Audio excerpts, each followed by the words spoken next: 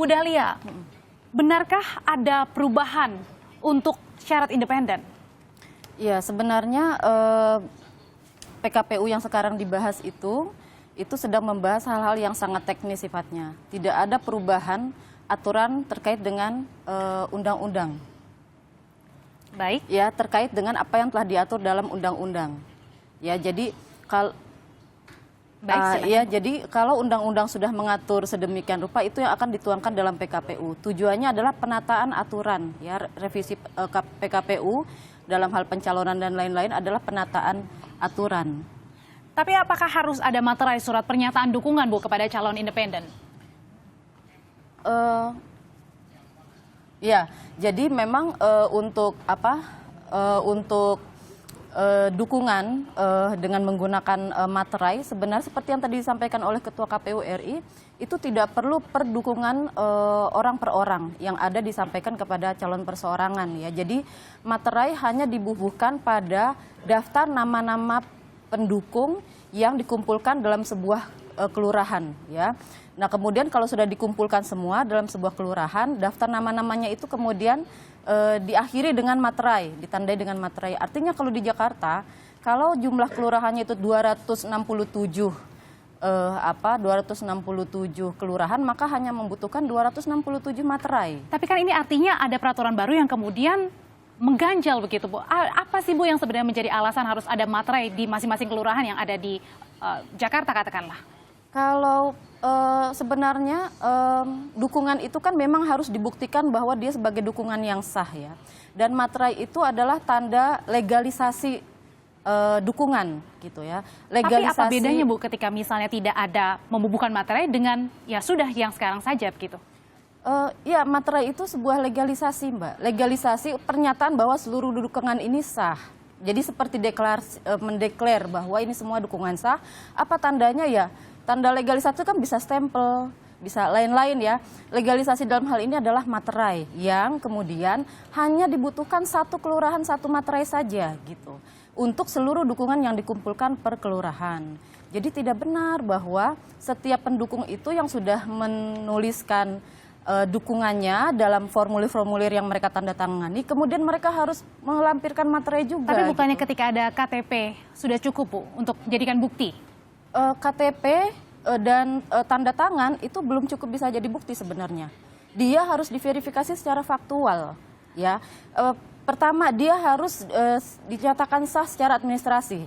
Dinyatakan sah secara administrasi, ada KTP, ada pernyataan, dan dinyatakan oleh pasangan calon dengan materai. Jadi materai itu adalah di atas tanda tangan si pasangan calon yang menyatakan bahwa ini loh dukungan saya sah, gitu, ya. Bukan pendukung tapi orang bagaimana, per orang. Bu Dahlia, tapi bagaimana ketika katakanlah ini di Jakarta ada sekelompok begitu calon independen yang sudah bergelir, ya, untuk mengumpulkan bukti-bukti, untuk mengumpulkan dukungan begitu, itu bagaimana, Bu, nantinya mekanismenya? Kan mereka sudah mengumpulkan KTP, sudah jauh-jauh datang. Ya silakan aja, dikumpulkan aja. Kan sudah itu, ya. Semua sudah dilakukan kan, KTP sudah dikumpulkan. Kemudian daftar namanya katanya juga sudah disusun. Kemudian mereka juga siap dengan materai perkelurahan.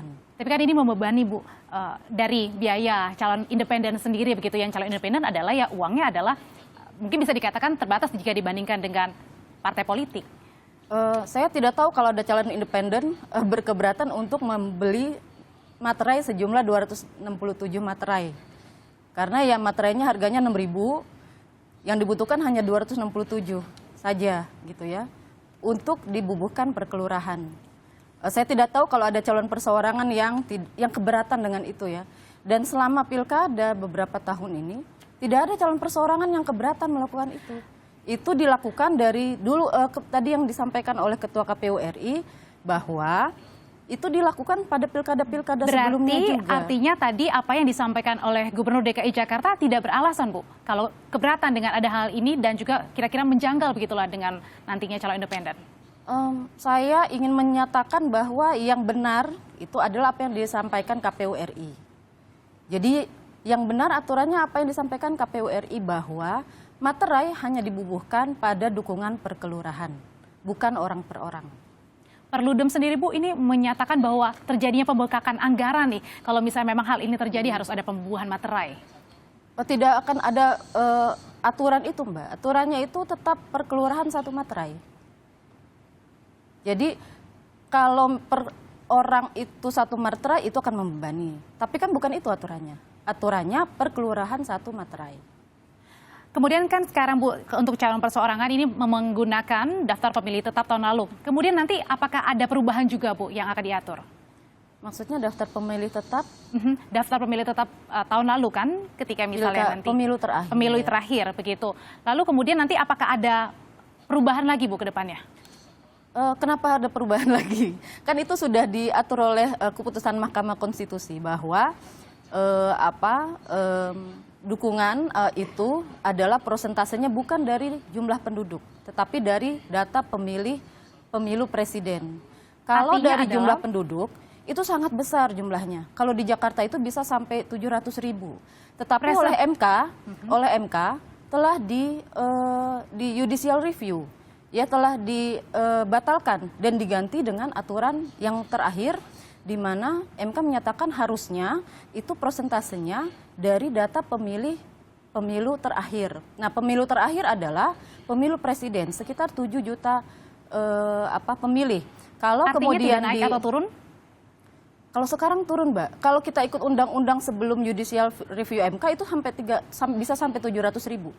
Kemudian oleh MK itu dinyatakan tidak dari jumlah penduduk, prosentasenya itu harus dukungan dari data pemilu terakhir. Dan jumlahnya kemudian menjadi lebih sedikit, yaitu 532.213 dukungan untuk calon perseorangan di DKI. Kita harapkan nantinya ke depan pemilihan kepala daerah dapat berlangsung dengan lebih baik. Terima kasih Ibu Dahlia Umar selaku KPUD. Terima kasih Bu atas